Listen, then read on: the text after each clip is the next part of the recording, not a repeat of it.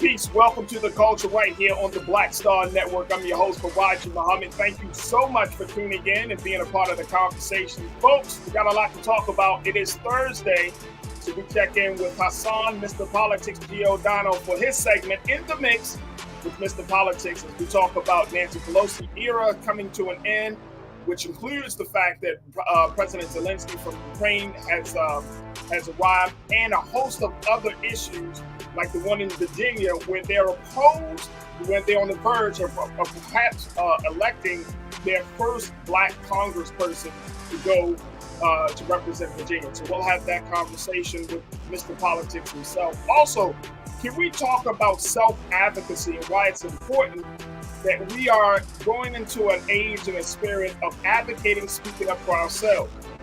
We'll have that conversation, and I've got some stuff for trends, posts, and doing the most, and still a whole lot more. So stay with us on today's edition of The Culture right here on the Black Star Network. Let's go.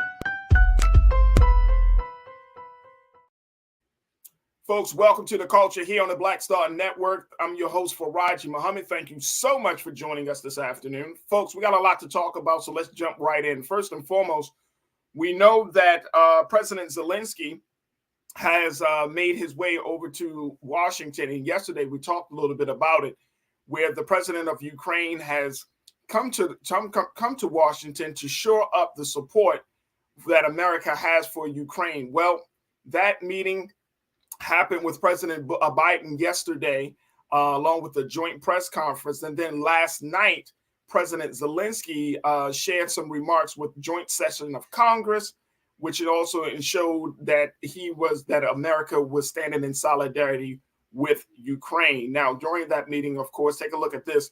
Zelenskyy helps Pelosi's exit House in historic fashion because House Speaker Nancy Pelosi, who has decided earlier this month that she was not going to she was not going to be House Speaker anymore. She's still going to be in Congress, but not serve as House Speaker anymore after 20 years of service. Has been an historic end for her as she continues to advocate for Ukraine. As she also saw the January 6th committee coming to an end, where they have recommended the Department of Justice file charges and prosecute against former President Donald Trump, and so much more. So let's jump in the mix with Mr. Politics, Hassan Giordano, to bring us up to speed on this Zelenskyy situation, Pelosi era coming to an end, and so much more on politics. Plus, folks, we want you to join us in the conversation. Make sure y'all post your comments in the chat as we're streaming live on YouTube, Facebook, and of course, Black Star Network. Hassan. What's happening, Cat? Oh, man.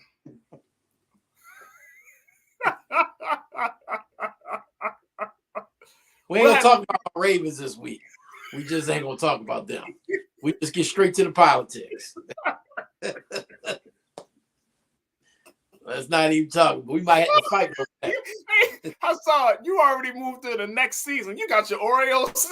I ain't even. If I would have remembered, I'd have removed all that in the background. I'm telling you, man, they disappoint me, man. Then we ain't got Lamar again this Saturday. I was like, my goodness, man. Gee, me Christmas. I was not prepared to see you up in there with the O's. You already in springtime, bro. Hey, look, we just got another catcher. Like, they trying to rebuild over there. Look, yeah. All right, man. Let's get into some politics with you right now. The fact that you wanted to point out this situation with Nancy Pelosi, House Speaker Nancy Pelosi. She is coming to the end of her term, but she's ending it in a very big way because there have been some substantial gains that the Democrats have been able to make, especially this year over the past couple of months. She showed her support for President Zelenskyy of Ukraine, holding a flag in the chambers yesterday as he spoke. And of course, we talked about the January 6th committee, which is expecting to have their report. But let's break it all down. First, this Zelenskyy visit. A lot of people And based on the conversation that we had yesterday, here's Hassan about Zelenskyy making his way over here, and then President Biden pledging another $1.8 billion for military aid to Ukraine. It's just rubbing people the wrong way. People are asking questions like, what are we doing this for? What to what end? And what's your take on this? I mean, look, I get where they're coming from. First of all, let's look at the fact that outgoing Speaker of the House, Nancy Pelosi, comes full circle. 81 years later, she walks back on to the House floor. Yes, I'm not mistaken. I know how to do math. 81 years ago, she was on the floor with her father, Thomas D'Alessandro Jr., who was a congressman at the time. And at that time, my guy Winston Churchill came on the floor of Congress, urging Congress to act against an authoritative regime known as Nazi Germany. 81 years later, you have Zelenskyy address a joint thing of Congress, right? Session of Congress, which was huge, right? I mean, she's really going out in style in this. But when I'm looking at it, we're looking at the GOP, and we're looking at Americans are starting to say, we have so many issues at home domestically. Why do we continue to give this type of money to foreign nationals and countries? Like, I mean, we've done it with Egypt. We've done it with things in the past. But what kills me, though, Faraji, is you have conservatives like that cuckoo from Georgia, Marjorie Taylor Greene, who decides to stand up on the House floor and really take shots at, these legislators who she says are quote unquote raping Americans by American citizens by providing billions of dollars to what she calls the 51st state, which is Ukraine. Look, at the end of the day, it's easy from the hindsight, because I used to do it, right? Before I was really into politics, it's easy to kind of sit back on the sideline and say, why are we providing this type of assistance to a country that's not America? But at the end of the day, we have to fight a global war on terrorism, a global war that many countries, I probably would say close to the majority of the countries do not like America. So when your allies need assistance, that is the best time to do it, especially when you're fighting a regime like Russia and the authoritative craziness from Vladimir Putin, right? You have to be able to set that mark. You can't say, oh, okay, I'm going to sit back on the sidelines and wait to see. Because Russia, the way they invaded Ukraine, there's a strategic measure in what they're doing, including their relationship with China and so forth. That's why our aid to Ukraine is also strategic. And it's the same way what they did with Egypt. But for somebody like this crazy congresswoman, now, mind you, she would have no problem giving billions of dollars away to Israel, right? So, again, if we're going to have that conversation, let's really have that conversation. Why do we continue to fund Israel as if they are America Mini or 2.0 when Pakistan and all these other countries are suffering, right? So, I mean, it's, regardless of what side of the aisle, the person who I dread the most to have to deal with this coming into the new year is Kevin McCarthy, because you have Republican legislators in the House and the Senate, but in the House, we're going to talk about the House, that do support giving this aid to Ukraine because they understand the global ramifications of it. But he also has to be able to keep in line the firebrand conservatives like Marjorie Taylor Greene and this Conservative Freedom Caucus in order to even maintain a majority to be the Speaker of the House. So he's going to have to walk a very fine line in regards to how we deal with and how we continue to fund, if at all, the Ukraine moving forward. Absolutely, absolutely. Hassan, just fix your camera for me for a little bit, bro. That way we can see your head is cutting off. We want to make sure we see your full face. There we go. Got to see all me, baby. Yeah. Cut me off. So we're walking a fine line here. Now for Pelosi, this is would she consider, her where America is, where the Democratic Party is? Do you think she would consider this all a win for her, especially as she ends her term as House Speaker? Oh, without a doubt. Let me tell you something. The 117th Congress, which is this Congress that we're currently in, is probably one of the most historic Congress sessions that we've had in our lifetimes, right? So every 2 years, every time Congress comes back in January, they label that a 100 and whatever. So this one is the 117th Congress. And from what has been done, from the historic funding of infrastructure to COVID funding to everything that we've seen from the January 6th and this very huge, look, part of it was, and probably the larger part of it was a political tactic, right? But January 6th was an insurrection. It was something that doesn't come around often. So for her, the major lift for the speaker to be able to galvanize a House that is not a supermajority of Democrats. You do have a majority, but to be able to corral that many members to make all of this happen. Look, she did not make her history in this Congress, right? Let's make no mistake about it. She's going out after two decades of essentially being the Democratic leader in the House.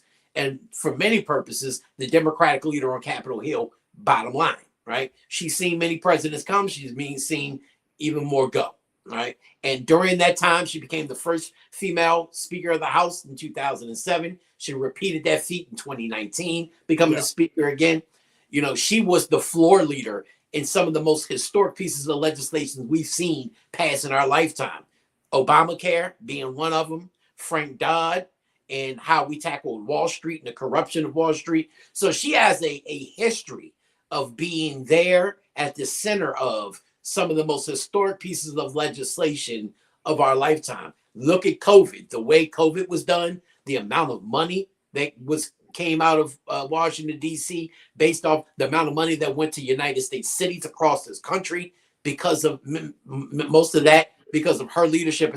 I'm telling you, you can write books on the historic value of Nancy Pelosi beyond just the female aspect of it, obviously, and the history she made there.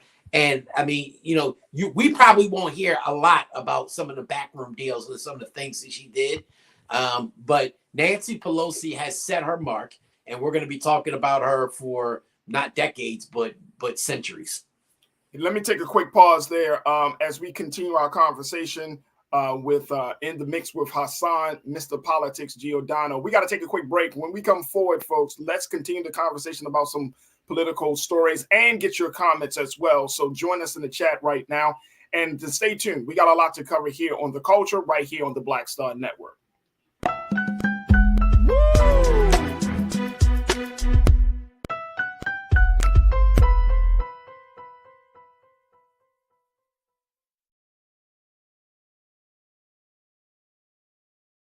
When you talk about blackness and what happens in black culture, we're about covering these things that matter to us, speaking to our issues and concerns. This is a genuine people-powered movement. There's a lot of stuff that we're not getting. You get it, and you spread the word. We wish to plead our own cause.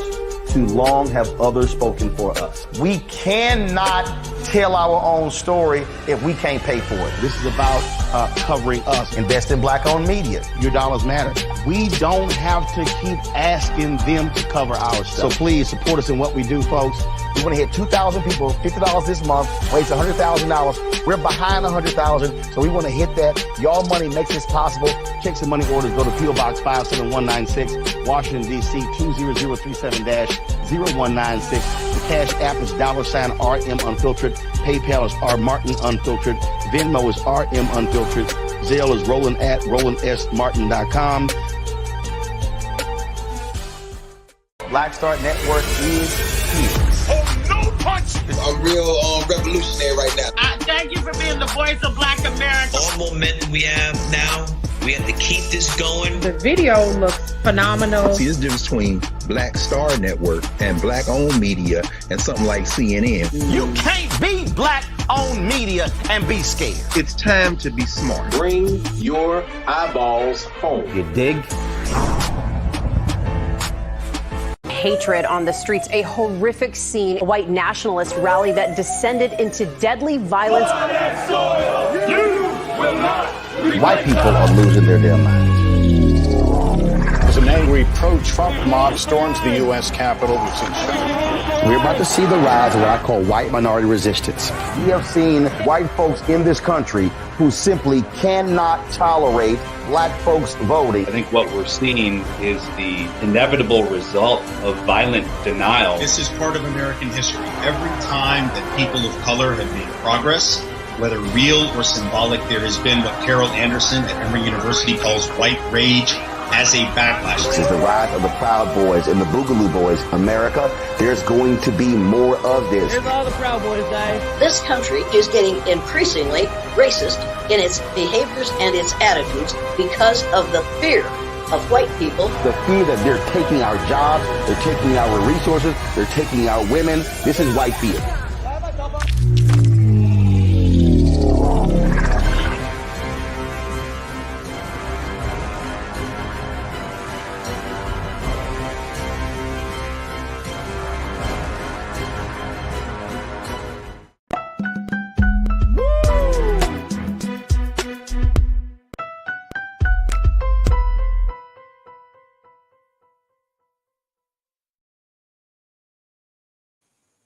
Folks, we have been talking to Mr. Politics himself, Hassan Giordano, for his segment In the Mix as we get caught up and get his analysis about some of the top political stories of this week. Let's bring Hassan back into the frame here. So, Hassan, we got a couple of folks that did want to check in to give their take, not just about Nancy Pelosi, but just this whole Ukraine matter, and trying to get some understanding around it. So let's go to Online Culture Crew. Let me see here.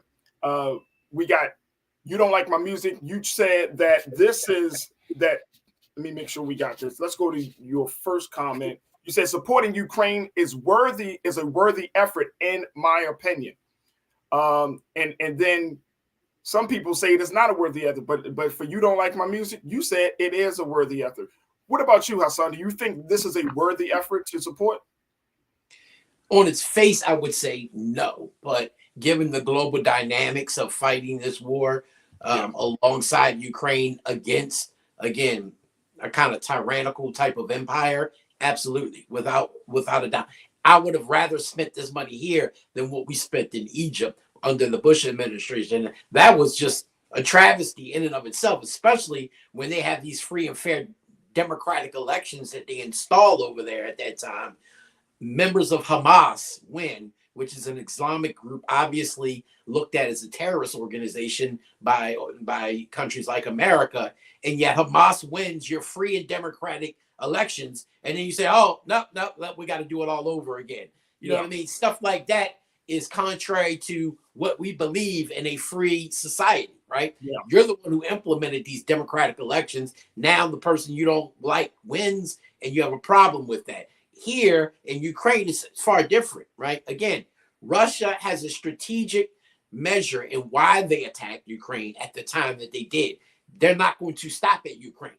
This is one of many steps that they have, and they're allied with China, who really cannot stand America, right? So from a global standpoint, America has to understand the interest. We understand and see that they're not willing to put boots on the ground. That means they're not willing to put American troops' lives at risk, and I would not be supportive of that. But to the degree in which this Biden administration has went forth in this, providing this type of financial aid, providing levies against Russia in various ways, is absolutely the right move from a long-term perspective as well as a short-term. Lana checked in and said, Hassan, this Ukraine mess is going to be the next worst thing to happen to Black people outside of the 2008 recession. This is not in Black best interest. Well, I disagree. I mean, so if you want to weigh it versus black and white, we got to look at it from a country standpoint, right?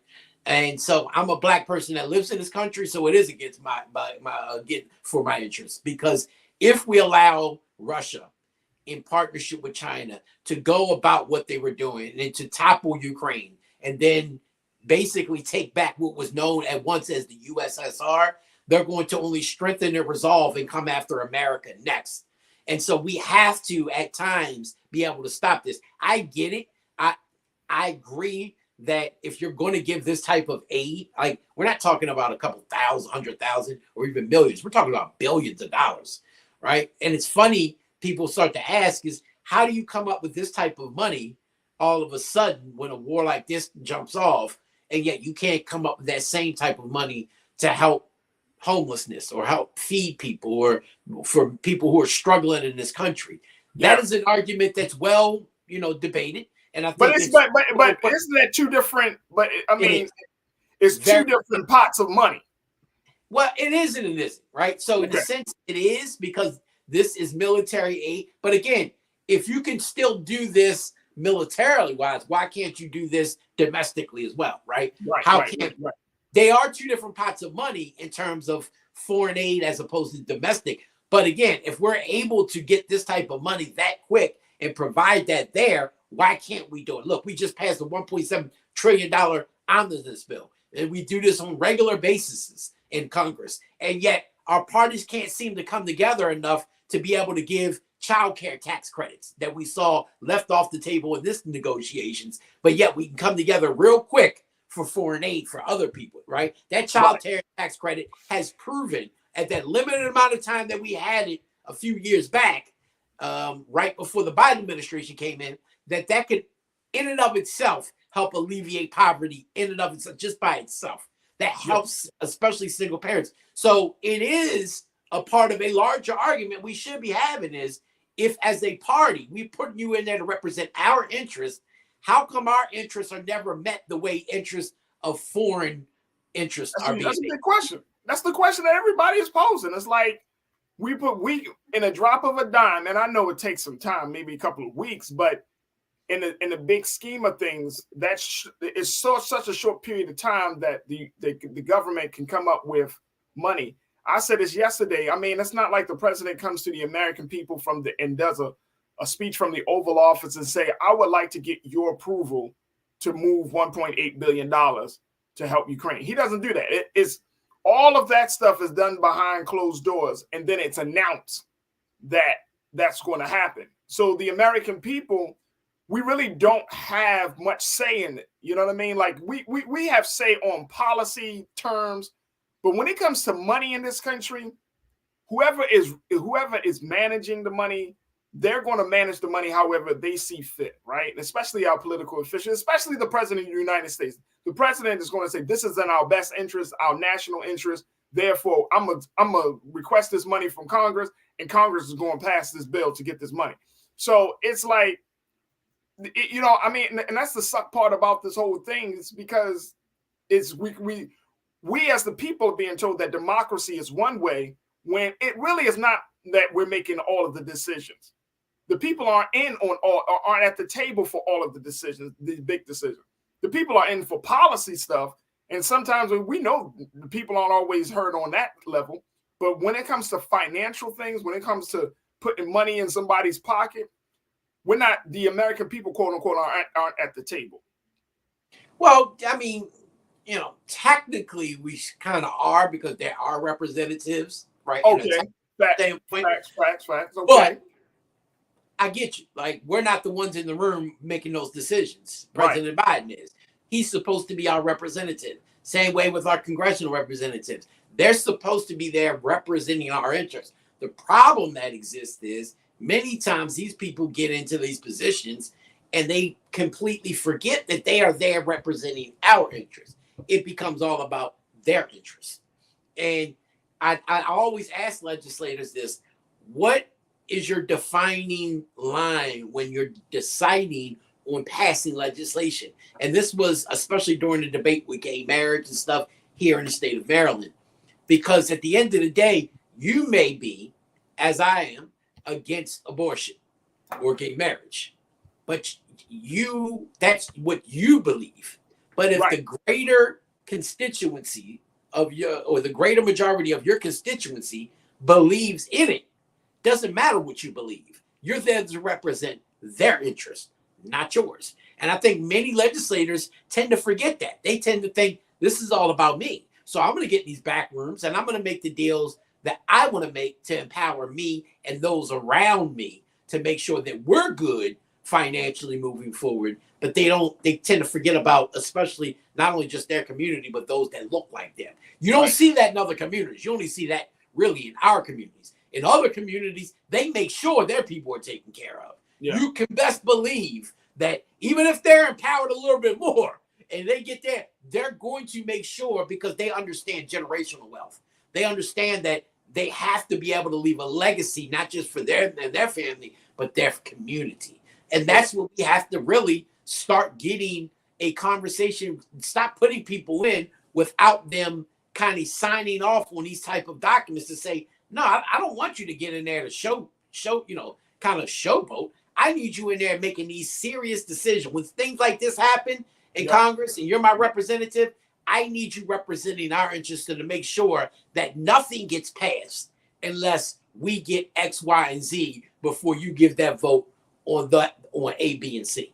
Absolutely. Absolutely. We got to take a quick pause. When we return, Hassan, I want to get your take on, speaking of money, I want to talk to you about this government funding bill, $1.7 trillion bill, folks, to keep the government open, running, and moving forward. We're going to talk a little bit about that. Plus, can we talk about the fact of how Virginia may be on the verge of having their first Black Congressperson to represent them come this February? Wow.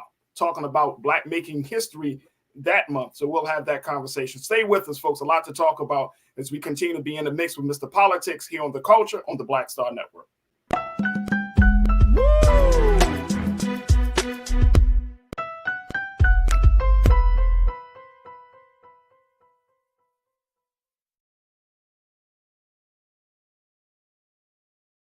Hatred on the streets, a horrific scene, a white nationalist rally that descended into deadly violence. White people are losing their damn minds. As an angry pro-Trump mob storms the U.S. Capitol, we're about to see the rise of what I call white minority resistance. We have seen white folks in this country who simply cannot tolerate Black folks voting. I think what we're seeing is the inevitable result of violent denial. This is part of American history. Every time that people of color have made progress, whether real or symbolic, there has been what Carol Anderson at Emory University calls white rage as a backlash. This is the rise of the Proud Boys and the Boogaloo Boys. America, there's going to be more of this. Here's all the Proud Boys, guys. This country is getting increasingly racist in its behaviors and its attitudes because of the fear of white people. The fear that they're taking our jobs, they're taking our resources, they're taking our women. This is white fear.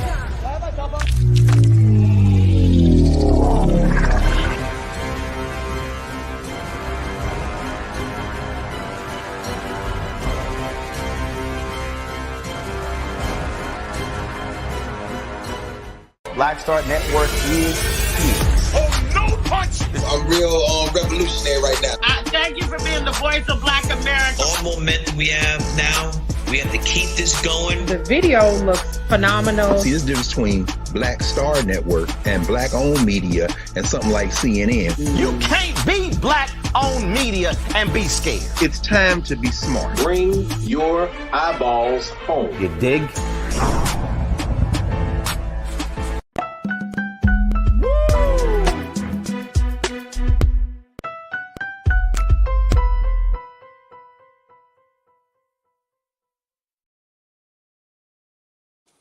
All right, folks, welcome back to the show. We are in the mix with Mr. Politics, Hassan Giordano, as we are every Thursday here on The Culture. And Hassan, we've been talking about a lot of big money relating to the Ukraine situation. Well, let's bring this money close to home.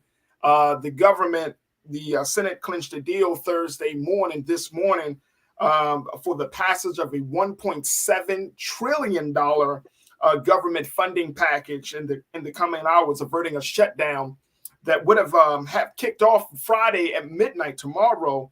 This agreement on this vote, according to the reports on the bill HR 2617, it helps to get out of the gridlock between senators, between the parties, and between the houses of Congress. But I'm wondering, in this bill, $1.7 trillion, is this just a bill to keep the government running and open? Or is this what it seems like? Because I've been reading some reports, bro, and it seems like there's a little bit of everything in this bill. Yeah, I mean, it does. It's an omnibus bill. So meaning an omnibus bill is a large package of legislative priorities, right? We used to have what's called pork in Congress, and they kind of did away with that. Pork is a way for a senator or a congressperson to put amendments to bills to get certain funding for their districts. And they stopped that years ago because they felt like, people were getting paid off, if a certain, industry gave them so much money and then they were getting millions of dollars put into these pork bills to bring back home. That was a way for them to kind of get kickbacks or whatever. But this is kind of similar to that. This is an omnibus bill that helps keep the government open, right? We have this will fund it through September 30th of next year, right? So government would have been shut down, and it looked like yesterday, for all intents and purposes, that we weren't going to reach this point. Senator Mike Lee from Utah put in an amendment that kind of tied the Department of Homeland Security's funding into the preservation of the Trump era policy known as Title 42. And so, not just Republicans supported this, mind you, there's certain conservative Democrats, Kristen Sinema being one, and the Joe Manchin, West Virginia. So there are Democrats that supported Title 42. Title 42 was basically during COVID, during the Trump era, they kind of did this for border security, that nobody could come through based off the COVID. And so they wanted to continue this effort. So he tied this as a simple majority amendment. And simple majority means you only need 51 votes. Well, with 50 Republicans, and all you needed was one Democrat to sign off, and they knew they could get that. This way, what they did, they made this opportunity, they made this deal by kind of coming together and being able to have that Senator Sinema, Joe Tester from Montana, they're putting in all competing legislation around Title 42 and border security, giving more money to immigration courts. It's not going to pass. It needs a 60 vote threshold for theirs. So it's not going to get done, but it's a way for Democrats and Republicans to vote their conscience and to be able to go back to their districts and run campaigns to say, hey, I voted, to secure the border, blah, blah, blah, blah. That's all that is. So they finally made this deal. They got it passed. It goes back to the House, who was supposed to pass it probably later tonight. They're trying to get out of D.C. because of the blizzard warnings and, the weather that's taking place. So that'll probably be passed, in the next, probably not by the time we get off this program, but right after that. By the end of tonight, that should be passed and sent on to the president. Now, this is a lot of different packages. Like you have the 10% increase in budget for Pentagon, right? $45 billion going to Ukraine, another $40 billion for disaster relief. They're going after letting the president go after TikTok to make sure that's now we've seen individual states start regulating TikTok and that you can't use it in government facilities and government computers because of their China parents that are the parent companies for TikTok. So there's many different provisions in there that Democrats and Republicans like and that they supported. That's why I think it was like a 68-2 vote or something to that degree today in its passage. So it's gonna fly through the House and get to the but again, things that should have been in there, like the child tax credit and other things that could have really went in there, did not go. Another corner piece of that is what Donald Trump used to try to, again, act like he didn't win the election was a centerpiece, the Electoral College reform bill, the legislation. That's in this piece as well. So that kind of clarifies that the vice president is his role in being able to certify the electoral count vote is only ceremonial, that they cannot intervene and overthrow what the states had done. That was codified and put in this legislation as well. So it's like a smorgasbord of bills. Right. And that's why they call it the omnibus bill.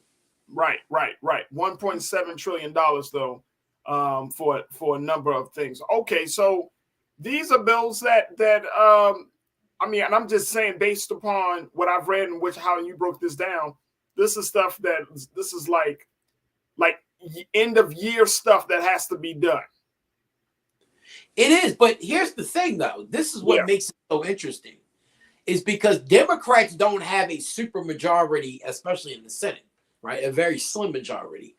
So for them to pass this at the level that they're passing, 1.7 trillion, with the amount of provisions that they were put in following a midterm election where they're about to hand over the seats of power in at least in the House, is huge.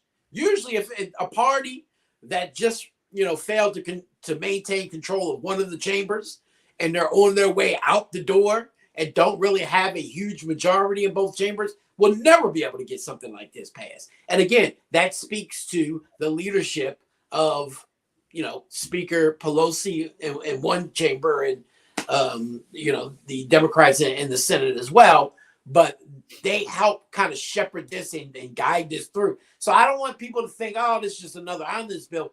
For them to be able to do that at the 11th hour, going into January, knowing the Republicans are about to take over control of the House, was huge. It really was. Politically, this was a huge move. So, I mean, and I know I want to get your take on this because I'm seeing a trend, Hassan, in terms of the Democrats are really getting some big political wins over these past couple of months. Am I wrong in thinking this, bro? Like, it seems like some of the stuff is under the radar. Some of the stuff is, is being talked about. But it's like this Congress, you mentioned in your earlier remarks, Dan, that this is probably one of the most progressive Congresses that is, that we've seen in this country, but stuff is still actually getting done.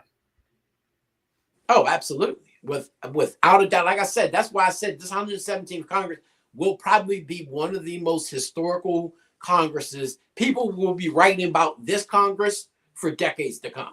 I'm telling you, they really, and it's surprising. The reason why I'm so shocked is, one, typically going into a midterm after a party controls the White House, I've said this before on many occasions, they typically take a huge loss during the midterms.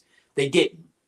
They typically don't get this much done in a very shortened period of time without at least either a super majority or a majority of at least 6 to 7 members in both chambers, especially more so the Senate than the House. The House, they got more than that. But the slim majority that they have, they don't have a huge majority in the House, mind you. Republicans are going to have an even smaller majority when they take over in January. And in the Senate, it's 50-50 with the tying vote going to Kamala Harris. That is huge. Like, and especially because Joe Biden's not that popular. I mean, if you ask me, people, they're like, right. But clearly something must be going right. Like, they held off the Republican onslaught, the so-called red wave that was supposed to happen November 8th, never happened, right? All the stuff that's supposed to have happened, Democrats have turned the tide in many aspects on Republicans. Republicans should have dominated 2022 without a doubt, and they didn't.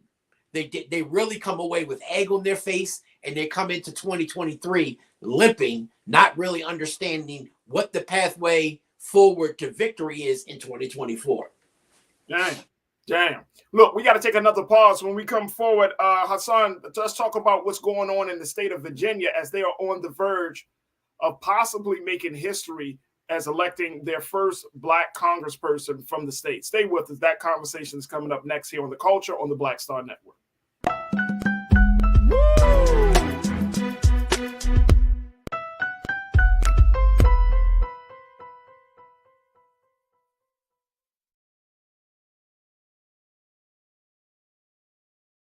Black Star Network is here.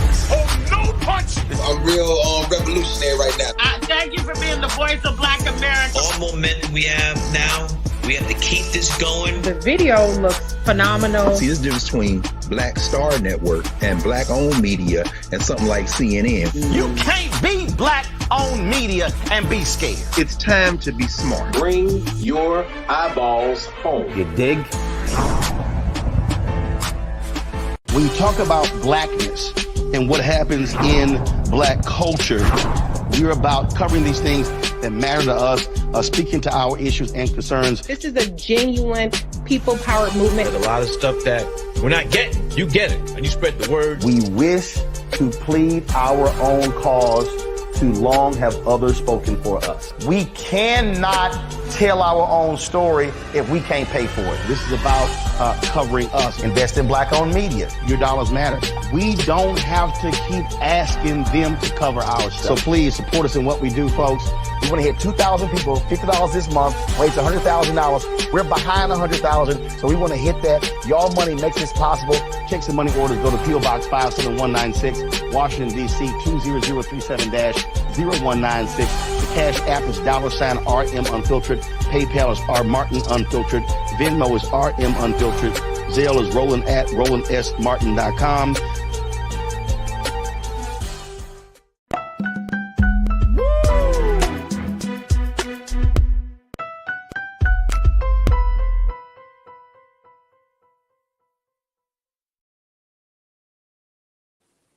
Folks, we are still in the mix with Hassan, Mr. Politics Giordano, as he gives his analysis, and we get your thoughts about some of the top political stories this week.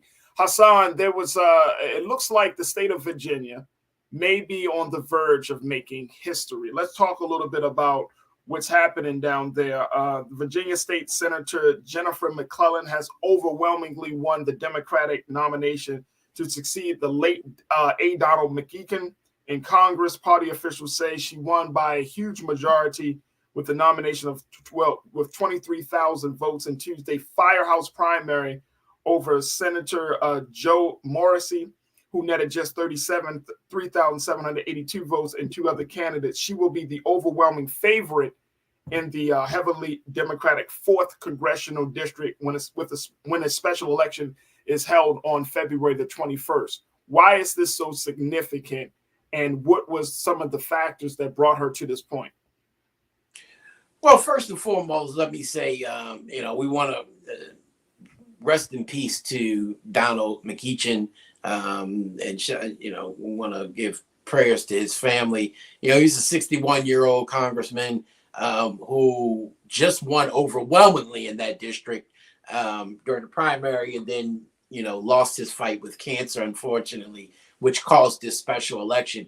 Jennifer McClellan will be, and I can predict that right now, right? No vote has been cast yet in the February special elections, general election yet. But I can tell you right now, in a district like this, and the way this district is made up in the 4th Congressional District of Virginia, she will be the first African-American woman to ever represent Virginia in Congress, right? And it's just, this district in and of itself, it's amazing to see the story. McClellan, she ran for governor 3 years ago, and she didn't win. I think it may have been last year. She didn't win, but she raised her profile across the state of Virginia and became a Democratic rock star in many corners of politics in Virginia, D.C., Maryland region. And so that really helped propel her to this seat.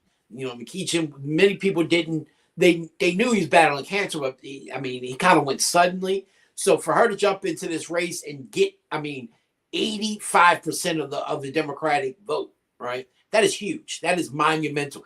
Kwesi Mfume, a former congressman here in Maryland, who jumped back in and won a special election, didn't even get 85%. And he was former head of the NAACP across this country. Like, he is a historical icon and didn't even get close to 85%. So that just shows the level of support McClellan has in Virginia. All the congressional representatives, all 8 of them, came out in support of her, as well as, many of the state legislative leaders, a lot of national and local groups. So she's going to easily beat Republican Leon Benjamin. He's a black pastor down in Virginia. Doesn't have a chance at hell, unfortunately, but I don't think it's even going to be even close. It's not going to even, I think she's going to probably get even more than the 85%. She'll probably likely get like 94, 95% of the vote down there, because her district largely encompasses her legislative district that she was a senator of. So they already know her, number one. And it kind of borders from Richmond into the counties that kind of border North Carolina.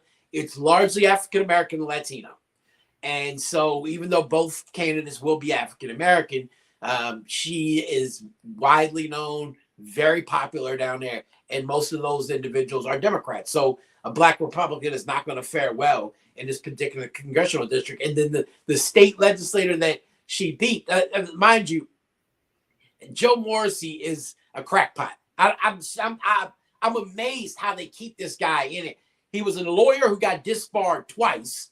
Dang. He was just in jail not too long ago for protecting the rights of a minor. He wouldn't reveal her identity. Come to find out, he ended up marrying this minor when she became an adult not too long, just a couple of years ago. And it took for the Virginia governor to kind of throw out his conviction last year, 2020.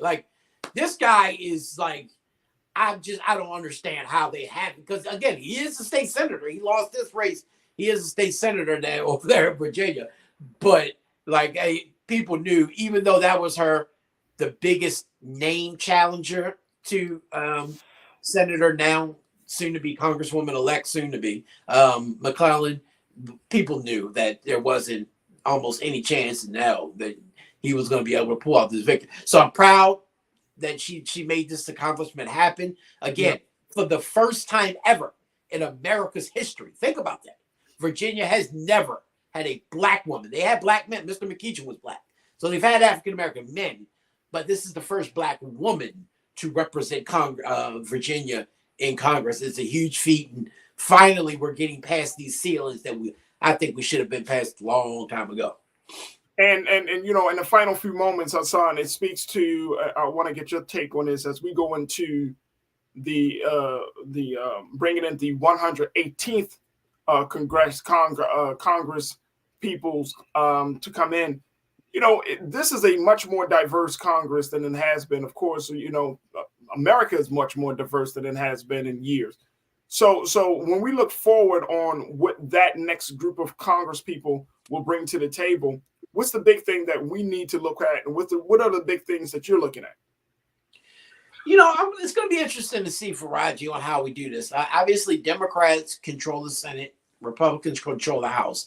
So it's going to be a lot of gridlock, right? Republicans has a very slim majority in the House. And again, Kevin McCarthy is going to be pulling his hair out, trying to figure out how to keep the more moderate, what they would call rhino type Republicans, in line with the more Freedom Caucus conservative Republicans, in order not only just to remain speaker, but to kind of get what they need to get done in the House done. So Democrats are going to have an opportunity to pick some stuff off in the House. In the Senate, they have, again, a super slim majority. They picked up the Pennsylvania seat. So now instead of 50-50 at 51-49, so it's, we won't need Kamala Harris breaking ties anytime soon. Hopefully, never know. You still got Manchin and Sinema, so God knows, right. We might need her more than we think. But nonetheless, I don't think much is going to get done, because the first year they're going to it's going to be more gridlock, political posturing. Then the second year, or really 6 months into the next year in 2023, they're going to all be focused on running for 2024. So I really don't think anything substantial will get done for the American people, which is even more why this $1.7 trillion omnibus bill was so huge, because it's probably the last huge piece of legislation we see passed on behalf of the American citizens until 2024 and 2025, unfortunately, because it's going to be all about the White House jockeying for who can win the White House, as well as who can control Congress once again. And I just don't see the House may pass something that the Senate will never pass. Senate may pass stuff that the House will never pass. And guess what? It's a stalemate. Let me ask you, we got like a minute left on this, Hassan.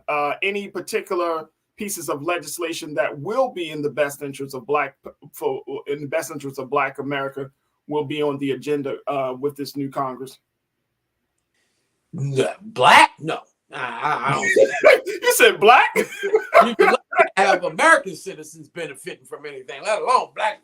I mean, I think if Republicans understood the temperature of America and realized the racial makeup of America, they would try to sit down and at least come together with Democrats to provide financial relief to Americans who are who are going through some very tough economic times, they would try to find some type of compromise in the electoral process, the elections process. How do we strengthen our election process?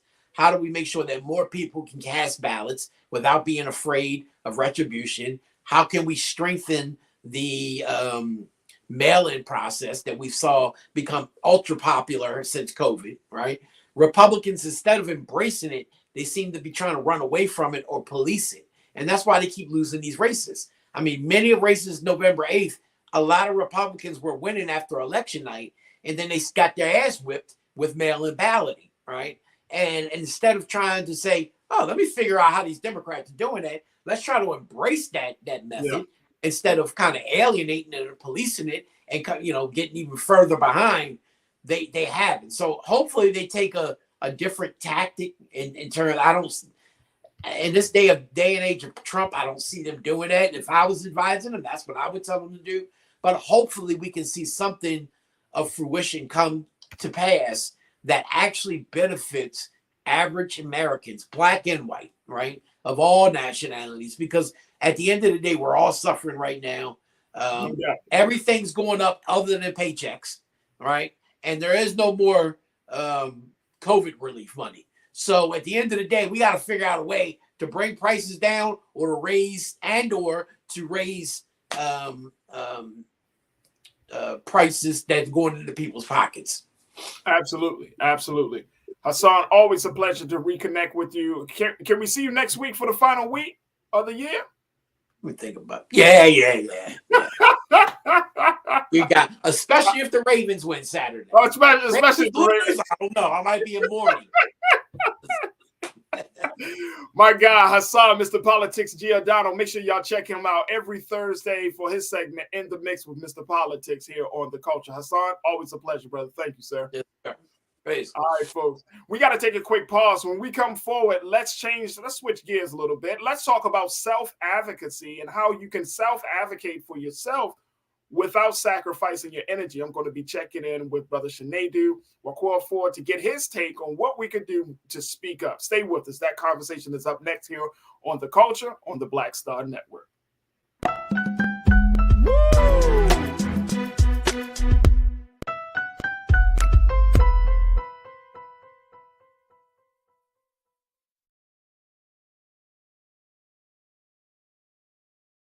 Pull up a chair, take your seat. The Black Tape with me, Dr. Greg Carr, here on the Black Star Network. Every week, we'll take a deeper dive into the world we're living in. Join the conversation only on the Black Star Network. Black Star Network is here. Oh, no punch! I'm real revolutionary right now. Thank you for being the voice of Black America. All momentum we have now, we have to keep this going. The video looks phenomenal. See, there's a difference between Black Star Network and black-owned media and something like CNN. You can't be black-owned media and be scared. It's time to be smart. Bring your eyeballs home. You dig?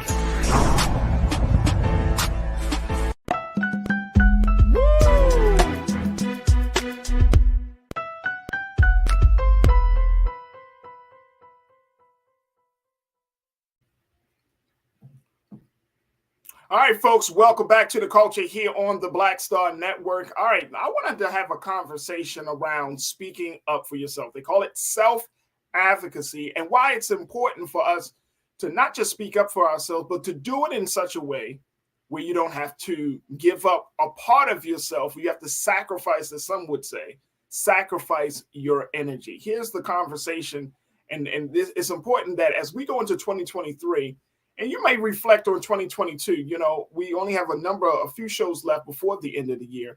But I want you to take a moment right now to reflect on how many times there have been moments or situations where you felt like you could have spoken up for yourself, to talk about what you need, what your interests are, maybe what your desires are, right? But you just could not bring yourself to speak up. Well, it is important, folks. It is absolutely important, not just for yourself, but even for the culture, that we have a better understanding of the importance and the value of self-advocacy. Take a look at some of the information around this.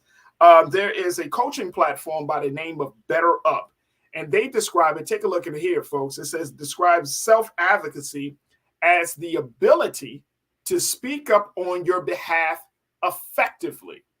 Now, I want us to keep that word in mind. Effectively is the key word here, folks. Ariane Hunter, who is a speaker, author, and career equity consultant for Black women for Southern Pointers, she said, we should prioritize our energy before we speak up. Now, I know a lot of people are talking about energy. A lot of people are talking about making sure that your mind is right. This is important for us to do, especially as we move into another year. But Ms. Hunter said, in that moment, it's not often an easy question to answer, but really check in with yourself in terms of, is this going to deplete my energy? Because at the end of the day, we really have to preserve our mental health and not fight every fire. Her definition of self-advocacy places emphasis on the first part of the word self. It springs from a place of knowing yourself. Very different conversation we want to have here about the culture, but it is a necessary conversation because I'm seeing it on social media. I'm talking to a number of people, and I'm hearing that people are really, especially now, especially some women, are feeling like, you know what, I need to speak up for myself. I have family members who feel this way. I know I have business folks that I know that need to feel this way. Like everybody is trying to find their voice. Well, here to give us his insight on how you can find your voice is our brother Shinedu Okorafor, who is a diversity, equity, inclusion specialist. And he's going to give us some information, his analysis about this, especially as he has been an advocate and an activist on the front lines for social justice for years. And since he's been in college and now he's out of college, he still makes sure that he learns how to speak up. Brother Shinedu, always good to connect with you, bro. How you feeling this afternoon? Feeling good, man. Good to be here with you, Faraji. Absolutely. Good to be with you. So this idea of self-advocacy, I thought that this would be a great conversation to have with you, bro, because ever since I've known you, and I've known you for some years now, when I first met you, you were very, very sure, and you've always been sure. You've always been confident. You always know exactly what you want to say. You've always been very focused on what is it that you're trying to get across. But nowadays, it's funny because a lot of people don't have that skill. A lot of people don't have that level of confidence, Shinedu. Now we're at a point where people are saying, you know what, I need to speak up for myself. But at the same time, as I just cited, sometimes it's not necessary for you to fight every fire. You don't always need to speak up about everything that's happening around you. First and foremost, Shinedu, talk to us about how did you get to a place where you said, you know what, my voice is important to be heard. Well, thank you so much, Faraji, for having me on the show, and thanks for the question. I think I would like to kind of turn your idea of what you saw on its head. I don't think I have been very, very confident. I do not think that You could have fooled me, brother. But here it is. What happens is I knew what I wanted. I knew what I didn't want to happen. And because I knew what I didn't want to happen, it pushed me to do the things that I need to do to make things happen differently. And I think sometimes it's the motivation that creates confidence. When I saw certain things that were going on, for instance, little things in my university or little things in our society, I knew that it couldn't continue. And I think it behooves me to say that, hey, something has to be done. And I am not forcing anybody to have their belief, but I think God did the rest, because I was very nervous, but, kind of leaning on my, creator, I was able to do everything that I've done then and now, and still till today. It's a very hard thing to do, but when I remember what I'm doing it for, and when I remember that if I don't do this, this could happen. Somehow, God does the rest, and it happens. And that's interesting, bro. That is very interesting, because I'm serious. You really could have fooled me, bro. Every time I see you in the space, you seem to be very assertive. You know what you want.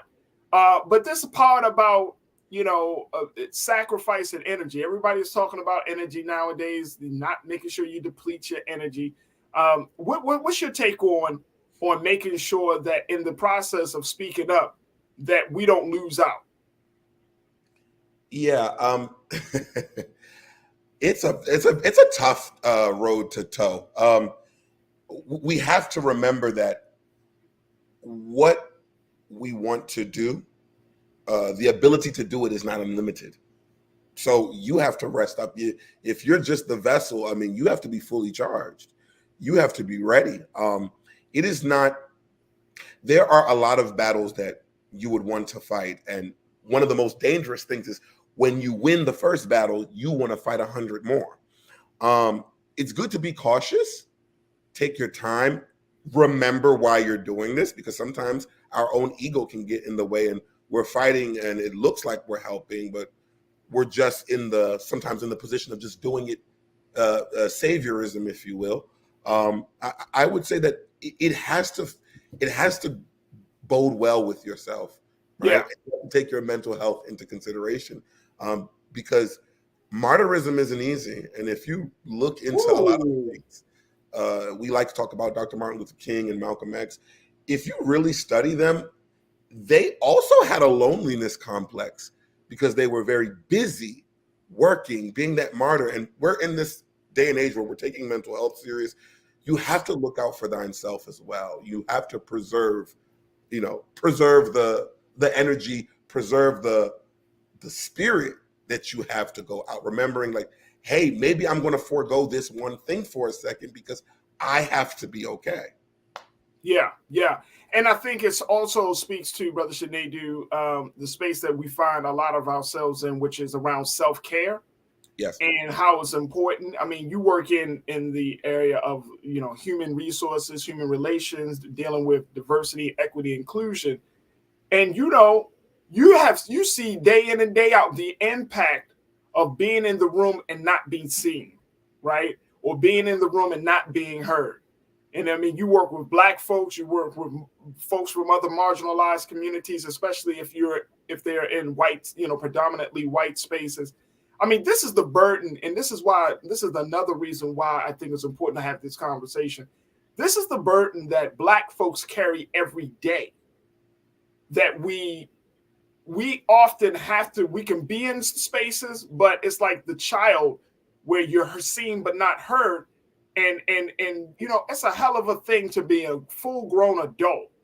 You pay taxes, you pay bills, you have a family, but then you get to work and you're felt like they're not listening to me, or you might be a part of a relationship, and in that relationship you feel like your voice is muted because your partner is always thinking about themselves, or they're thinking about what's in their best interest, or you know what I mean, or you might be running a business, and we have been holding on to that mantra, the customer is always right. So you may not feel like if I speak up, I might lose a customer, I might lose business. So there are always something to keep our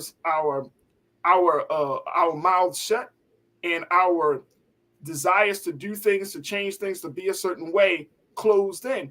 And I'm wondering if we as the culture if we can push back on that.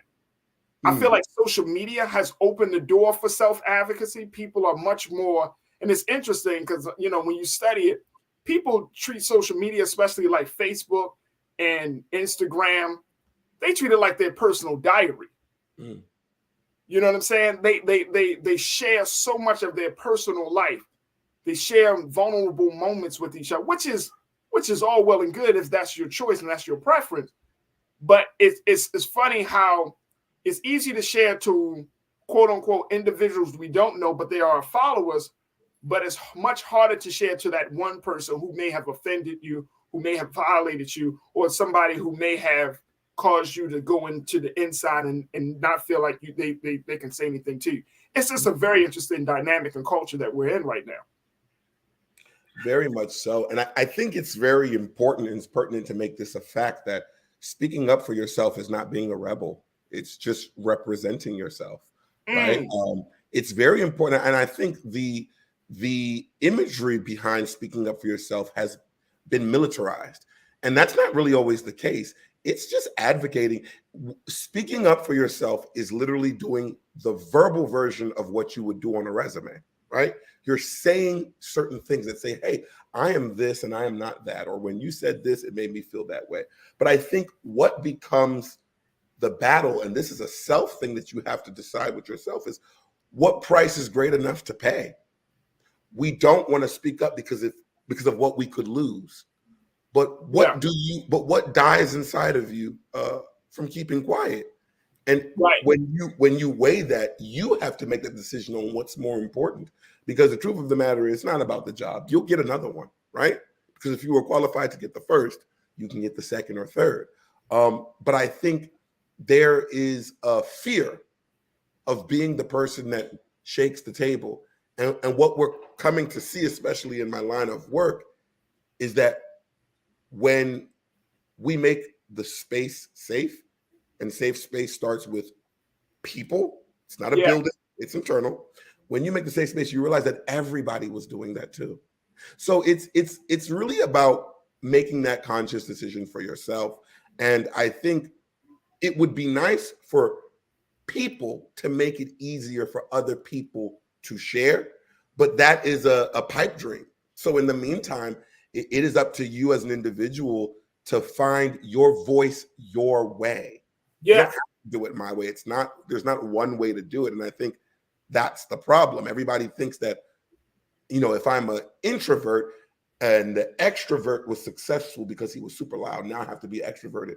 No, find an introverted way that works for you and that is successful with the other person.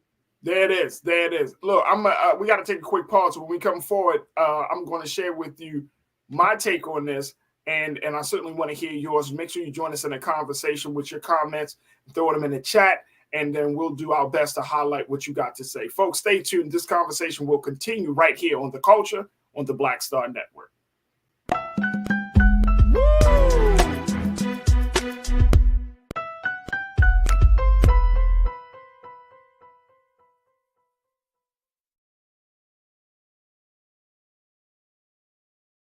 Folks, Black Star Network is here. Oh, no punches! I'm real revolutionary right now. Support this man, Black Media. He makes sure that our stories are told. Thank you for being the voice of Black America, Roland. I love y'all. All momentum we have now, we have to keep this going. The video looks phenomenal. See, there's a difference between Black Star Network and Black-owned media and something like CNN. You can't be Black-owned media and be scared. It's time to be smart. Bring your eyeballs home. You dig? Pull up a chair, take your seat. The Black Tape with me, Dr. Greg Carr, here on the Black Star Network. Every week, we'll take a deeper dive into the world we're living in. Join the conversation only on the Black Star Network. Hi, I'm Dr. Jackie Hood Martin, and I have a question for you. Ever feel as if your life is teetering and the weight and pressure of the world is consistently on your shoulders? Well, let me tell you, living a balanced life isn't easy. Join me each Tuesday on Black Star Network for A Balanced Life with Dr. Jackie. We're all impacted by the culture, whether we know it or not. From politics to music and entertainment, it's a huge part of our lives, and we're going to talk about it every day right here on The Culture with me, Faraji Muhammad, only on the Black Star Network. I'm Deborah Owens, America's Wealth Coach, and my new show, Get Wealthy, focuses on the things that your financial advisor and bank isn't telling you, but you absolutely need to know. So watch Get Wealthy on the Black Star Network.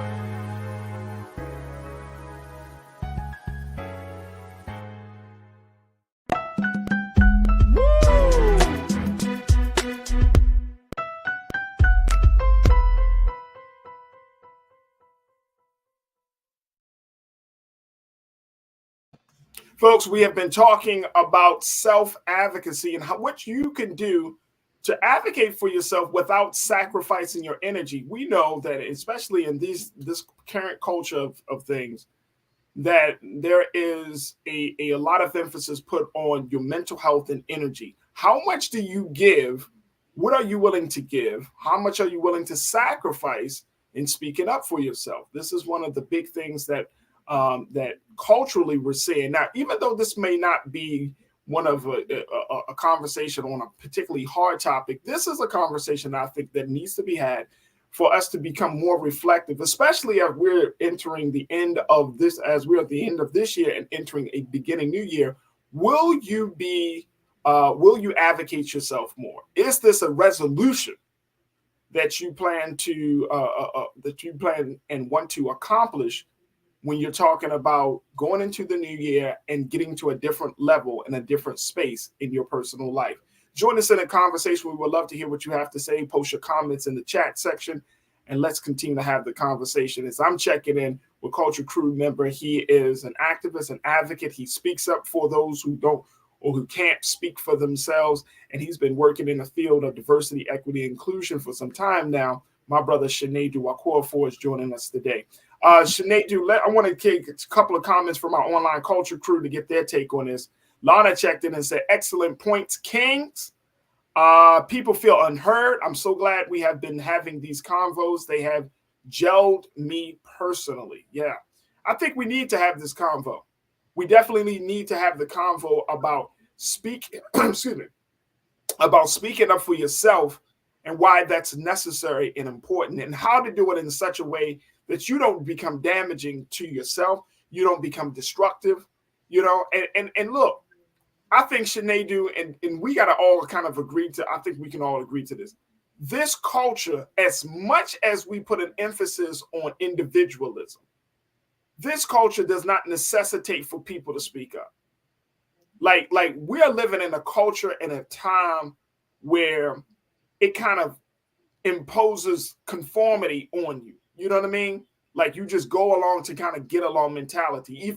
Even if you see something wrong, something that's blatantly wrong, we still told, don't worry about it. Turn your eyes, turn the other cheek, just go along to get along.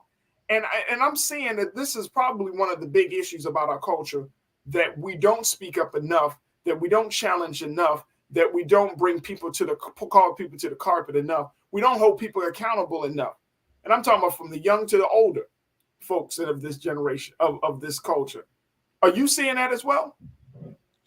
Yeah. It's a phenomenon, and it's so unfortunate that we're not First of all, yes, this culture does not, even from childhood, it doesn't really teach you to speak up, and it teaches you to speak up, but in a very passive way.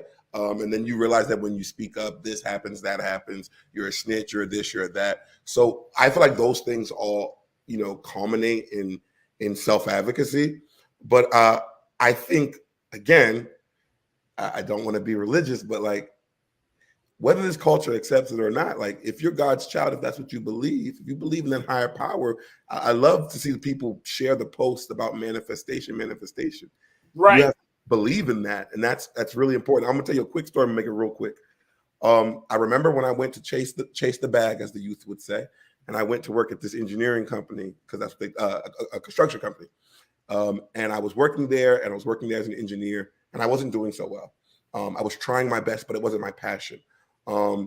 And there was a little pseudo racism or whatever as well, but it is what it is. They were going to fire me, and they were like, you're too into DEI. And I met with the area manager, the district manager, and he sat me down and he talked to me. He said, I've been doing this for 30 years, and you don't love this. I love this. Like, don't deny what you believe in. Say what you want to do and go do that. Yeah, it's going to suck that you're not going to get this job, but you'll end up somewhere where you loved. And the next meeting that I had, I told him that I don't love this, and I don't love what I'm doing here, and I'm not enjoying myself, and I can't pretend no more, and I can't look the other cheek, because this isn't what I like. The story ends like this.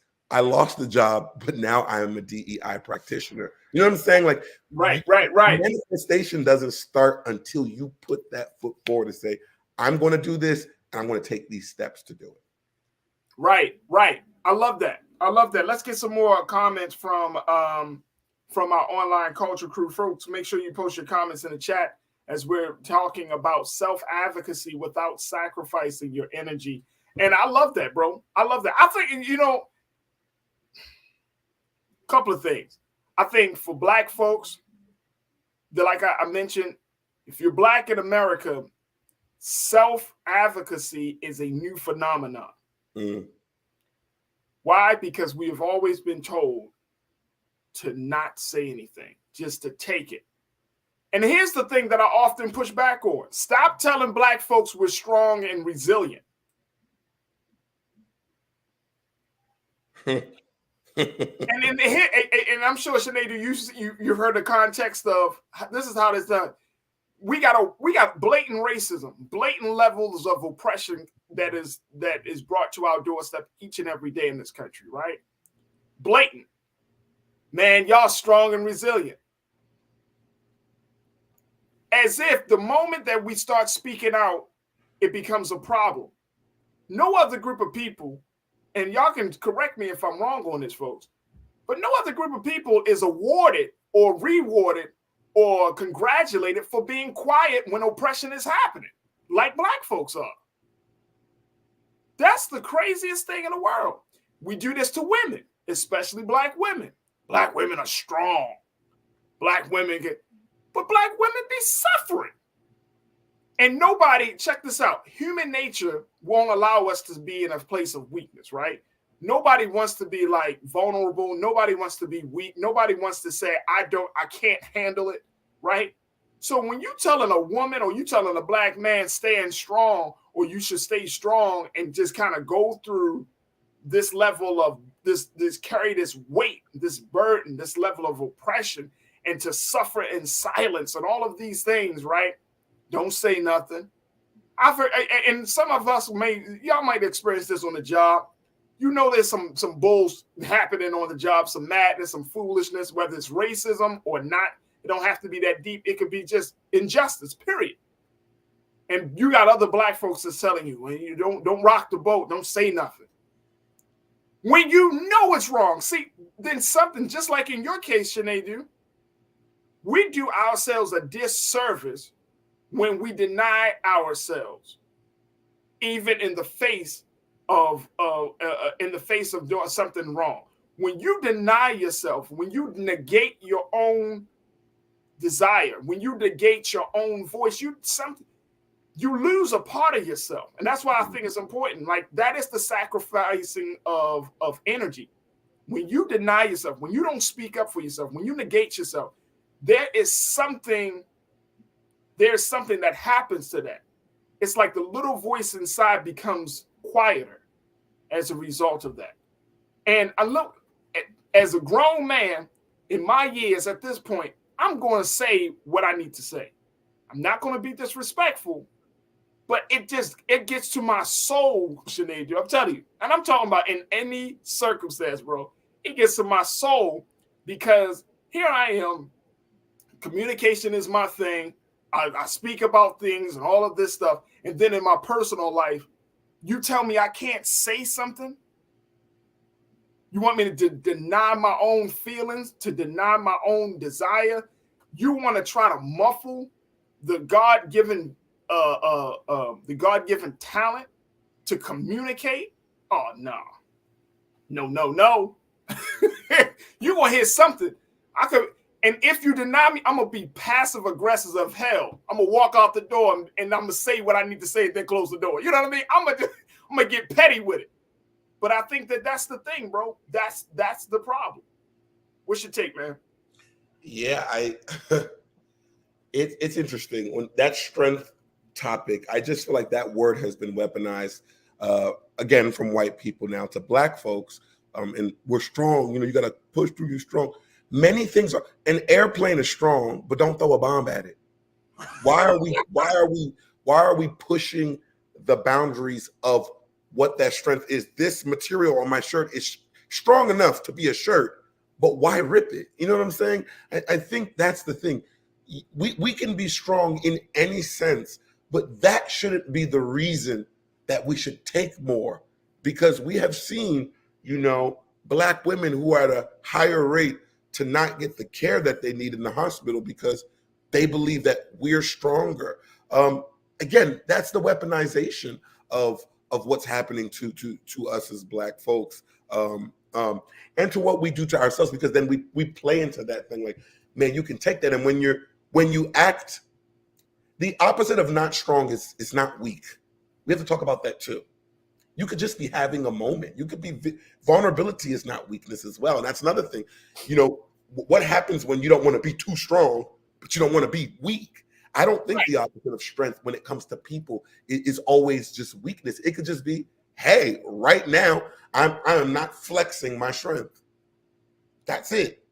I'm not flexing that strength that I may usually have.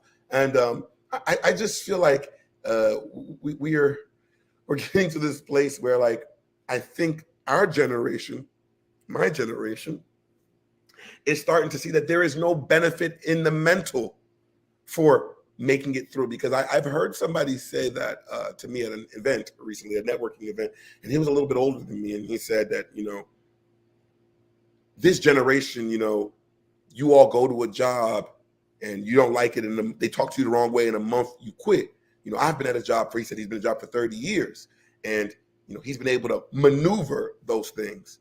And what I questioned is, I know what your question is. Go ahead, bro. Go ahead. I know what you. I was wondering, you know, when you think about science, you know, opposite, you know, for every force is an equal force or whatever, one of Newton's laws. Right. So if you're getting that pressure, right, and you're calling it maneuver, and you've kept your job, that means your spouse probably got the back half, and children probably got the back half. So you didn't maneuver, you moved it to you transferred it to somebody that you believed was weaker, which is what your boss did. So we have to be very, very careful in what we're doing. Brother, my God. See, this is Sinead, that's why I love talking to you, bro. Because that's exactly what the situation is. You take that pressure, you don't talk to your manager, you don't talk to your supervisor, you bring that bullshit home. And whoever's in the house because it's gotta be released, right? Gotcha. It got to go somewhere. That energy got to be transferred, transmitted, shared.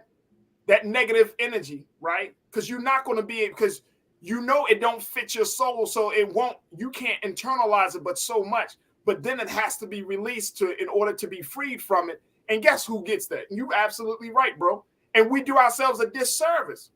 We do ourselves a disservice when we stand quiet. Let me go to this very quickly, then we got to take our next pause. Nicole, my sister, you checked in and said, telling Black people that we are strong and resilient when we need to address injustices, oppression, and racism is a way, I believe, to dismiss our humanity. Come on.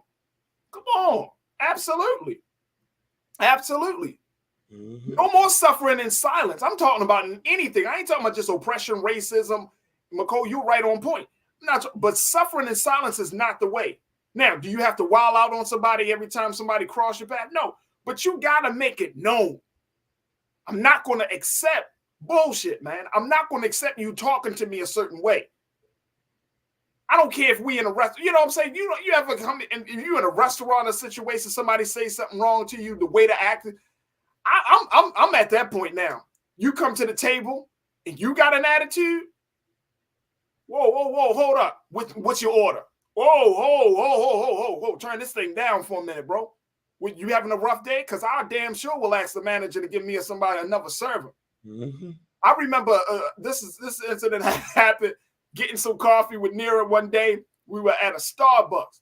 The sister gave the coffee. Look, Sinead, I picked up the coffee. I looked at it and I'm like, damn, this coffee feels a little bit light. Open up the coffee. The joint was half full. Half full. I just bought the coffee. I ain't even walk 10 feet away from the stand. I said, hold on, sis. My coffee's half full. This little young Black sister,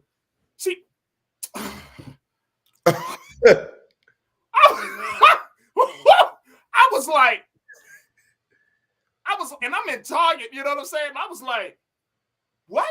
I said, wait a minute. No, she was like, I was like, no. She ain't making the coffee no more. I want you to make the coffee. She said, well, why me? I said, because her attitude sucks. And I said, sis, you need to get out of the business if you... Yes, your attitude sucks. And I told her that. Your attitude sucks. Don't touch my coffee. I'm not going to sit there. I'm not going to let you treat me, especially if I paid for something. Mm-hmm. You didn't do your damn job, but you want to get mad at me for checking you for not doing your job? Sister, you better go out, man. You better take that coffee and stick it up. You know what I mean? That's how I felt. But you know what, Faraji? Hey, man, look, I'm telling you, self-advocacy. I'm not going to let you just talk to me. I'm a grown-ass man. I've been through some things in life. You're not going to, all I want is a damn cup of coffee. I'm not going to let you just walk all over me. Look, I got to take a quick pause. When we come back, piss me off. Look, when we come back, we'll continue the conversation. Stay with us. It's the Culture of the Black Star Network.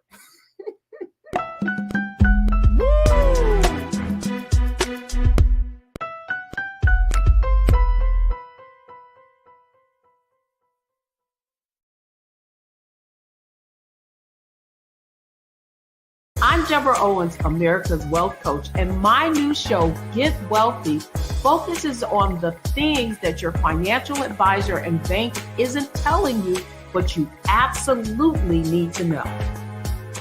So watch Get Wealthy on the Black Star Network.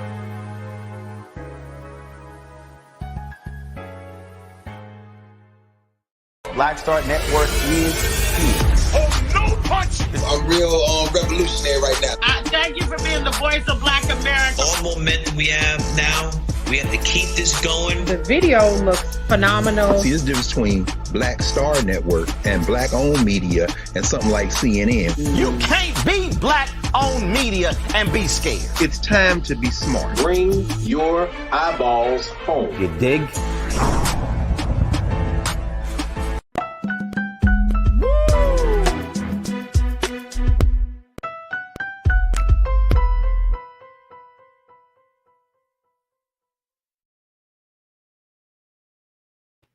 Folks, we are continuing our conversation talking about self-advocacy without sacrifice of energy, folks. And this is, and I've been talking to my brother, Culture Crew member Sinead Wakorfor, to get some insight. And I'm hearing from you. I just shared with you what happened with me at Starbucks.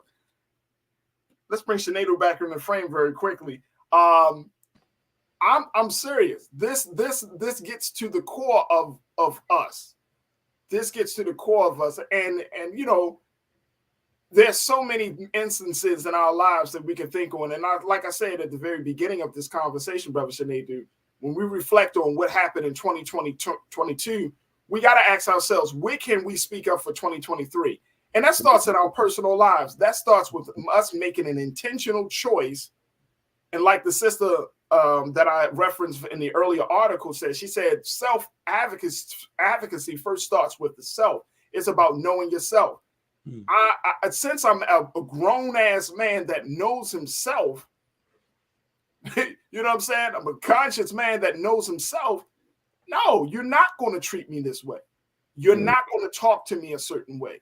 You know what I'm saying? Whether it's in my personal relationships or professional relationships, you're going to hear what I have to say because I'm not disrespectful. I'm not putting my hands on you. But you damn sure know that the tool that the God blessed me with, which is my voice, my mouth, you're going to hear something. If you if you say something really crazy, if you give me the wrong attitude, the wrong spirit, but it's not like, oh, you threaten me, I'll threaten you. It's just really coming across, man, like, and I'm trying to teach my children the same thing. Speak up for yourself because I'm not walking away from this exchange saying I woulda, shoulda, coulda. Yep.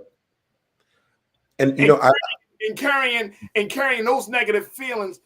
No, oh no, we're not doing that. We're not doing that. I'm trying to release that energy because that's more debilitating than whatever little consequences that you may get from speaking up.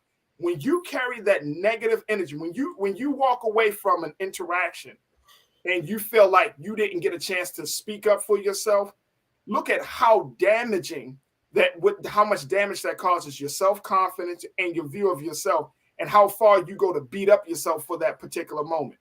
I've done that. Those days are over. I'm not doing it. You're going to feel the wrath versus me.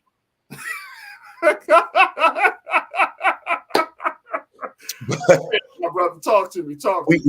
This situation I'm about to tell you doesn't work all the time, but I think this society tells us ain't nobody got time for that, right? And I would tell my brothers and sisters, we have to make time for that. And I'm gonna tell you why. I heard a story from this man, black psychologist. He told me this story and literally it changed my life. He said he was at the mall and this black lady was with her child and the child was acting up. And then she said that she would beat the black off of him. Right? Then she told the lady told the daughter, I think it was a daughter, told the daughter to go and pick out, a doll or whatever that she wanted. And the daughter picked out this white doll and happened to be the black psychologist just happened to be in line. And the lady was going off on the daughter just generally because she was being bad. And he happened to have a paper and pen. And he wrote on that paper, "Ma'am, you are very, very beautiful. And I think if your daughter could understand how beautiful you were by maybe not hearing that you'll beat the black off the skin, then maybe she would want to get a doll that represents her skin color and not the white color." Gave it to the lady and left, a number or contact and disappeared. The point I'm making here, and the lady appreciated it and thanked him, called him, thanked him, told her all that she's going through. Sometimes the point I'm making is sometimes we have to flip the anger on its back. Math teaches you that sometimes when you have that negative number and you put that positive number, you're at zero. You cancel it out. Yeah. Sometimes somebody just may have really had a bad day. And we have to make sure that energy, and I tell people this all the time, don't take the energy somebody is giving you. You don't have to take that. You can inquire. Because if we're both getting upset, we get nowhere. And now you've taken on the devil that may have attacked that person. So I just also affect people or try to tell people that sometimes we got to give a little grace, especially with Black folks. We have all been a part of the same experiment in this country because democracy is an experiment. And we're all experiencing results of that experiment differently. Right. So we just got to be a little bit graceful to one another, at least try to. And then, you know what? I appreciate you for saying that. I appreciate you for saying that because honestly, that's important, especially as Black men. We got to give each other grace. But my only part of that, Sinead, my only part, I'm all for giving each other grace. But when you know you done wrong or you violated as a Black person, you know you done wrong by your sister or your brother. Like I'm going back to the coffee situation. Or like Corinna checked in, she said when you roll up in the drive-thru, you have to ask for ketchup, and they start to act like the condiments came out of their damn paycheck. It's just small. It's just, you know what I'm saying? Because we're living in a time that small things matter a lot nowadays. You know what I'm saying? Very small things. And I'm just saying simple consideration of people, right? Like, hey, can I get an extra napkin? Oh, you gave me 2 bags worth of food and 6 napkins. Sis, come on, help me out here. Help me do the math. I got 3 people there. I got 4 people in the car, and you got 6 napkins. Can I get some napkins, please? Can I get a little extra ketchup? I mean, seriously, you know what I'm saying? Like, and I get it. We do got to give each other grace. But then the other side is that people should understand that, hey, people want to be treated. The old adage that we've been taught in elementary school, treat people how you want to be treated. That's what it comes down to, bro. Yeah. Treat people how you want to be treated. And so if you bring that energy, you don't know who you're crossing paths with. You don't know what space the head is in. You don't know what energy they have. Treat people how you want to be treated. In this day and time, and I think we can all attest to it, in this day and time, people are so on edge. So you can talk to people in a very respectful manner. You can try to cajole people in it. But the moment, treat people how you want to be treated. But if you bring that energy, you don't know whether that energy is going to be matched, whether it's going to be matched with words or matched with somebody's fist. That's very true. You know what I'm saying? Like, you don't want to do that. You don't want to be like, oh, and somebody gonna be like, oh, pop, hit you right in your mouth. Yeah. Because people are on edge, and you got to be like, everyone has to be considerate of what other people are going through. And you got to just treat people how you want to be treated, bro. That's all I'm gonna say. That's all I'm saying. All right, let me move on. I got one more piece I want to get your take on. So there's a lot of hoopla about Oprah Winfrey, because there was this interaction that a person on TikTok has captured. Let's play this video of this gentleman asking Oprah Winfrey about her favorite things and why people are upset with Oprah. Take a look at this.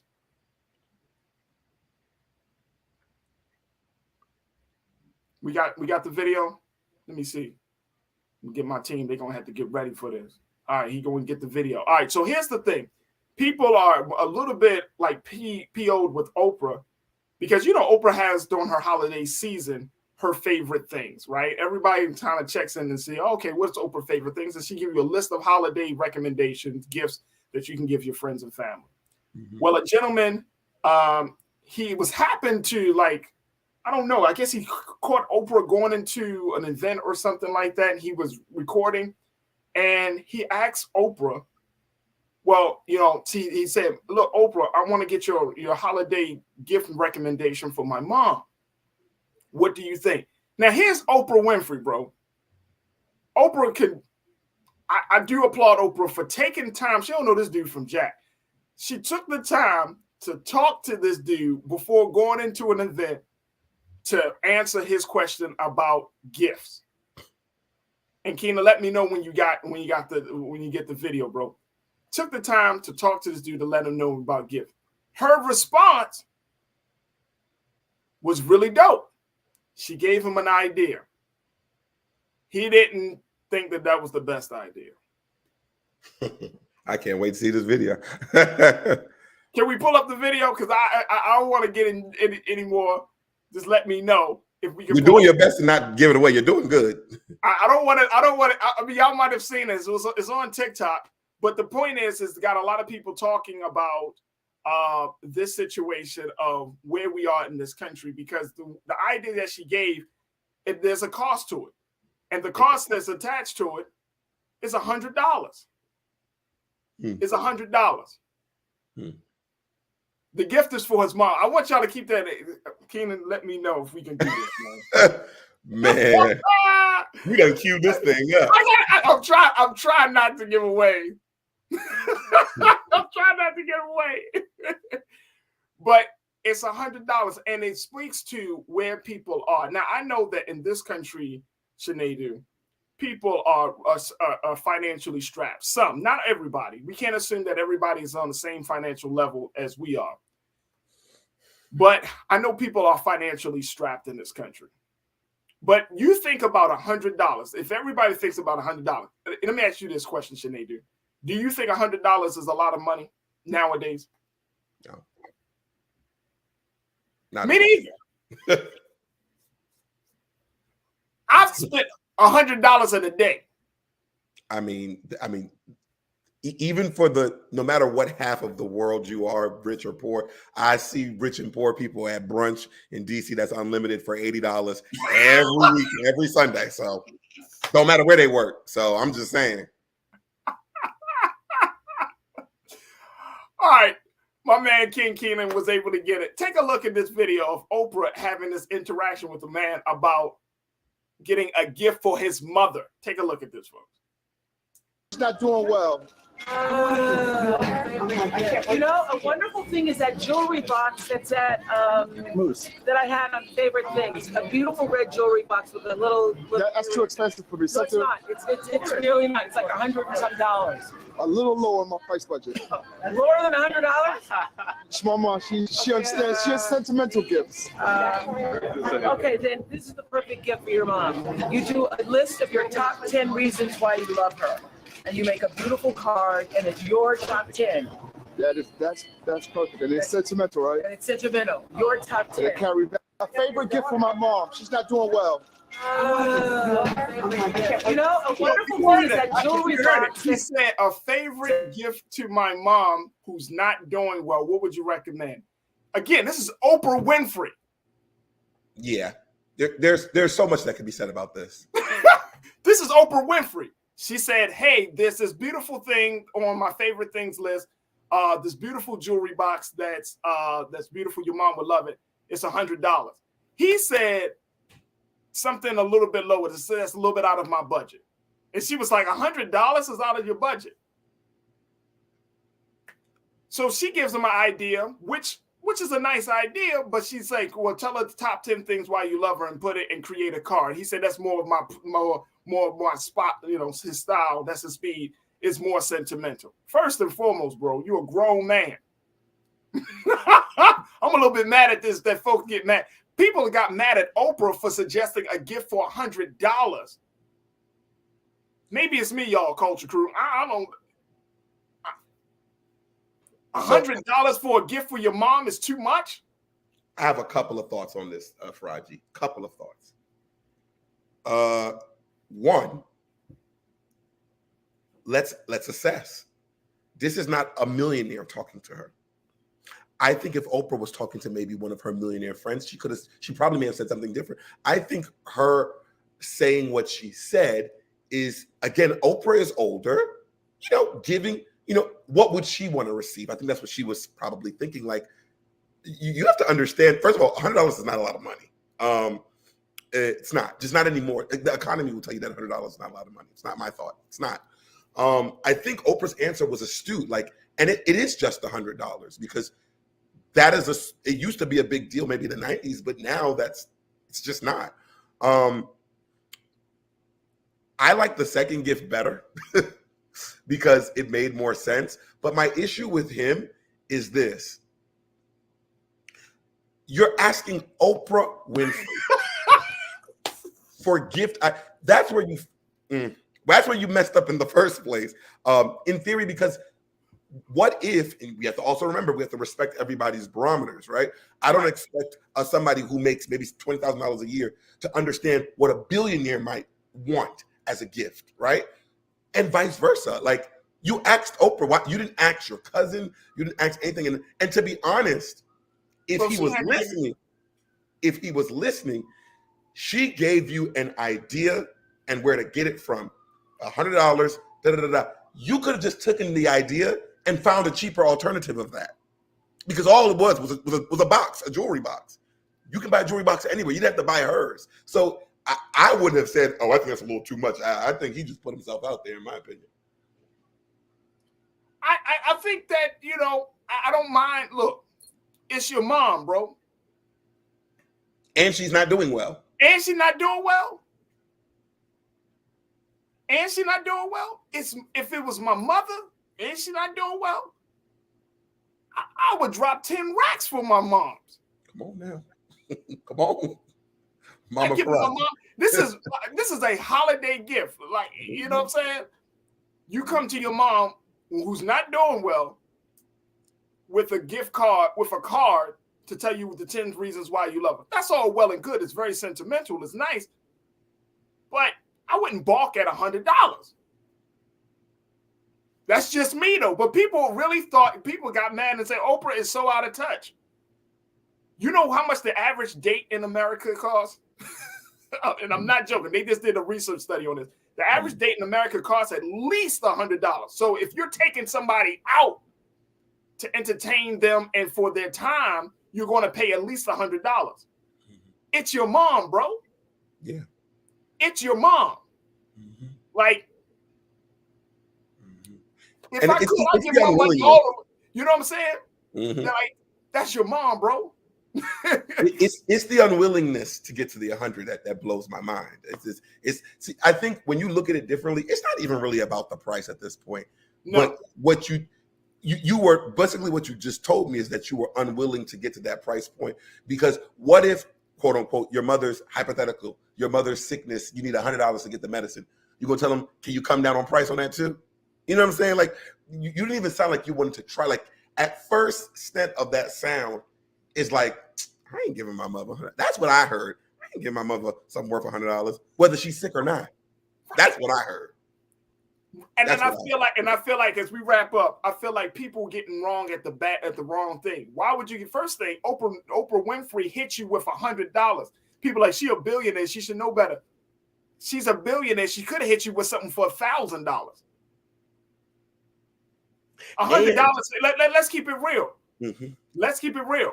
Half, like, who said this? Let me bring this up. Nicole, my sister, you said what I wanted to know was how much is the phone that this brother was filming was filmed with cost. People pay almost $1,000 for cell phones, $300 for shoes, $200 for AirPods, etc. And you can't drop $100 on your mom, bro? You talking about giving her a card? This ain't Mother's Day. This is this is Christmas.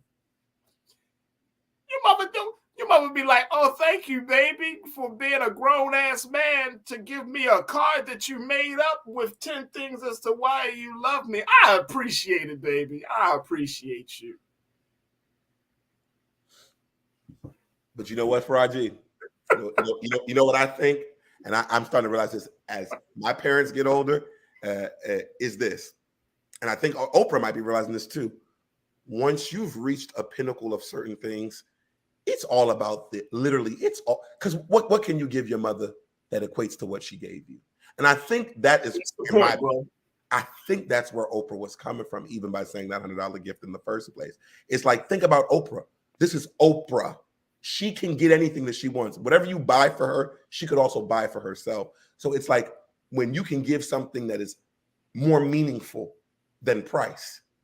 I think that's where I think, because I'll tell you what, like my mother, I know I could give her all types of stuff, but it's very little things that I don't even know that I'm giving her that are just so meaningful to her as a mom. You know what I'm saying? That hit her in a way that makes all the sacrifice from before feel worth it. You know that's what I'm saying, bro. Like I'm giving my mom everything. I'm giving my mom everything, bro.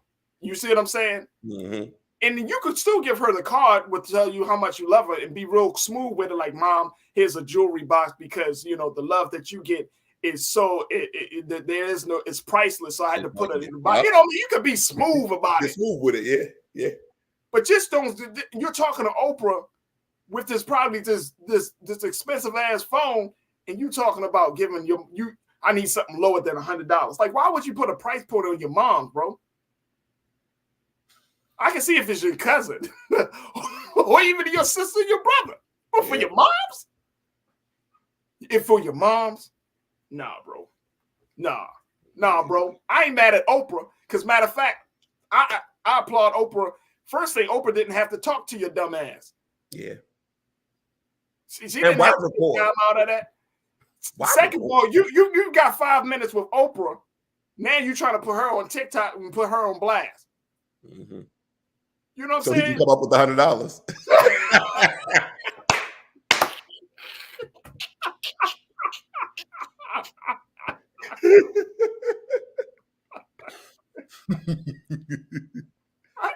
Hey man, look, I'm telling you, I love what Oprah has done with her life and all that. Look, we gotta go, but look, man, nah, bro, you out of pocket.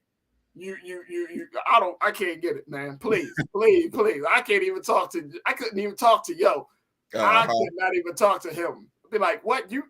Nah, son. No, sir. I'm giving my mother everything I got. Sinead, thank you so much, brother. It's always good to connect with you, man. And God willing, we'll reconnect with next week. All right? Yes. Happy holidays, Faraji. And happy holidays, brother. Thank you so much. Folks, that's going to do it for us. I certainly thank each and every one of you for being a part of the conversation. Please, this holiday weekend, give your mother, your father, the person that carried the burden of raising you, a gift worthy more than $100. I want to thank my team. I want to thank King Keenan, Ariel, Joel. I want to thank my control room. Thank you. Make sure y'all go to blackstarnetwork.com to support us. Please, we need your support. Now, we're not going to tell you how much we want you to support us, but just know that if you understand the value of what we bring here each and every day, what kind of content we share, make sure that you show that by financially supporting us here at Black Star Network. Also, make sure you follow us on all social media platforms at Black Star Network. We truly, truly appreciate it. And you can certainly follow me, Faraji Muhammad. You can find me on Instagram at The Real Faraji and on Twitter at Faraji. I would love to connect with you. Stay tuned. Up next is Roland Martin Unfiltered. As always, never be afraid to challenge what's wrong. Stand for what's right while being yourself in the process. God willing, we'll talk on Tuesday. We're taking a little break because of the holidays, but God willing, we'll be back on Tuesday to give you another exciting edition of The Culture right here on the Black Star Network. Have a safe afternoon. Have a great weekend, and God willing, we'll see each other on Tuesday. Peace.